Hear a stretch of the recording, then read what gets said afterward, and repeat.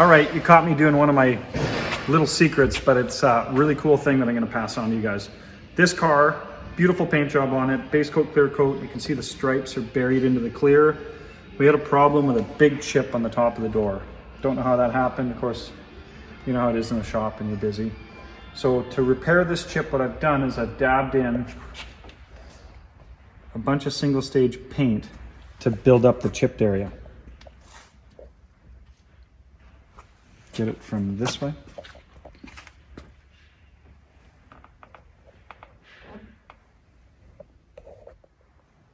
The best way to explain this is you have a missing chunk of paint. What I'm doing is putting enough orange paint so that it's actually a mountain of paint. And the next part of this is really where it makes some sense. We'll wait for this to dry and come right back.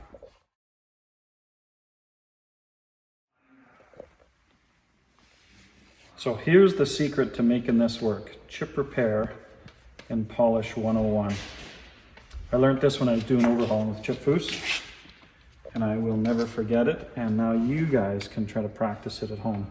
If I was to take this big chunk of paint that's sitting on top of the flat surface and simply try to sand it down, I would end up with a low spot on one side and the other side of the big blob. The way to get around that is to simply cover the surface with a little putty. You can almost see what it's doing right here because the big blob of paint is sticking out.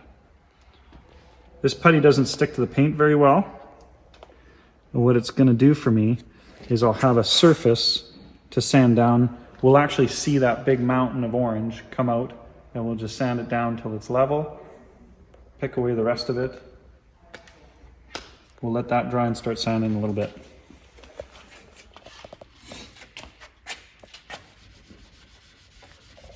So the next little part of this, and the next trick that I need to teach you, is to use a little piece of wood.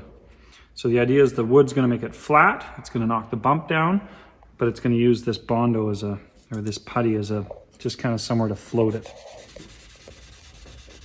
And I'm going to be at this for a while.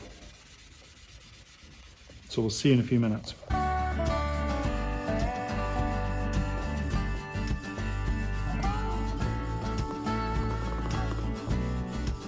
Where I'm at, if you look right now, you can actually see me breaking through the paint over here. The big bubble of paint is finally starting to come down. And as soon as I do this kind of to the other side, I'll know that I'm about where I want to be. One of the things that I learned a long time ago from a painter is to always keep my wet sandpaper in a bucket of water. Warm water is kind of nice for your hands.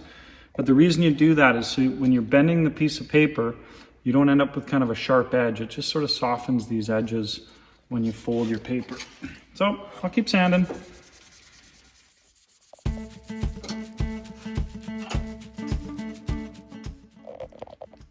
So you can see what's happening now. You can see that I'm breaking through to my bubble of orange paint, which I'm trying to flatten now.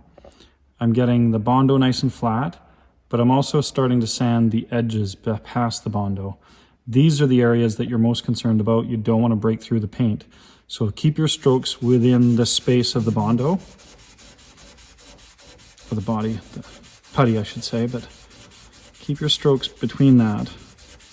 So we just ride right on top of that till everything's flattened out. The first and crucial step to starting this is to use 800 grit sandpaper on a little block of wood like that. The block's going to keep it flat. The 800 is coarse enough to knock down the bump, but it'll allow you to do it nice and slow. We're going to then step from 800 to 1000 to 1500 to 2500 to buff it. But for now, we're just going to knock the majority of it down with 800. So if you look real close, I've actually got most of it sanded out, and because I'm really close and I know I've got it flattened, I'm just going to start just scratching off all this putty. It comes off nice and easy, usually.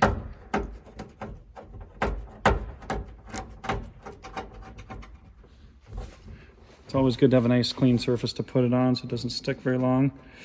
And now I'm just going to do your typical color sanding process. That's a whole lesson in itself, but I'll run you through it real nice and quick. That was 800 grit sandpaper. We're going to move to 1000, 1500, 2,500, then we're gonna go on to a buffer. Here we go.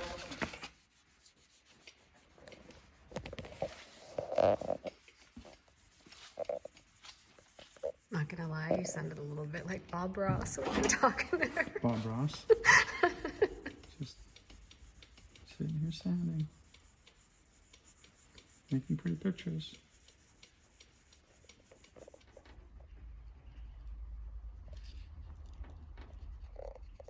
Yeah, usually you have your arm hanging out the door, not hanging in the door.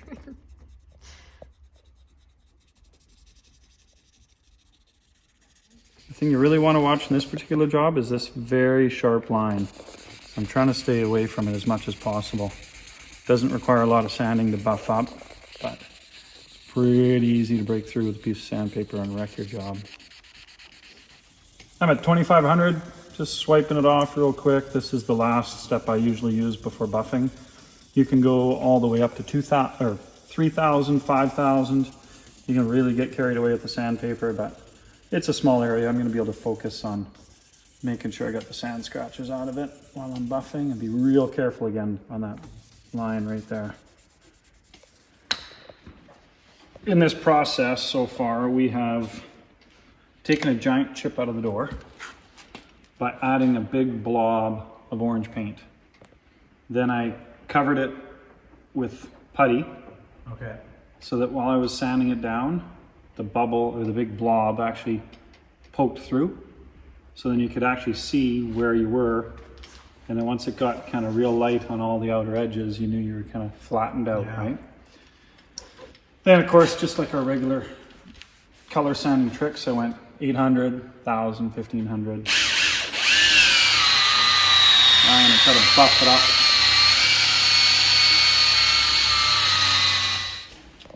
At this point, I've got the buffing mostly done, and I want to give it a quick coat of wax.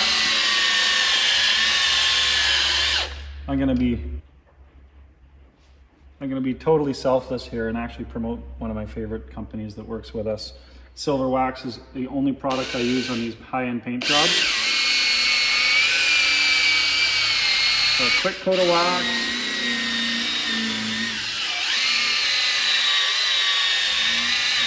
And after that, I'll do just a quick shot of paint sealant. I'm gonna use some Silver Wax finishing compound.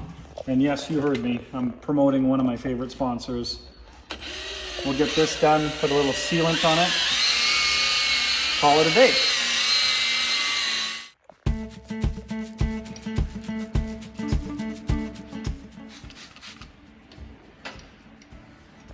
There. That's got it. Pretty well 90-95% repair without having to repaint the whole door. Time-wise, I've got probably about an hour, hour and a half into that. So would you. If you just take your time and don't break through the paint, that's what you really got to watch out for. As opposed to pulling the door off the car and having probably, 4 hours into paint, and then you have to buff the whole door, which takes another 4.5, 5 hours. So that's definitely a good way to save some time on a mistake that you might have made somewhere along the way. Good luck.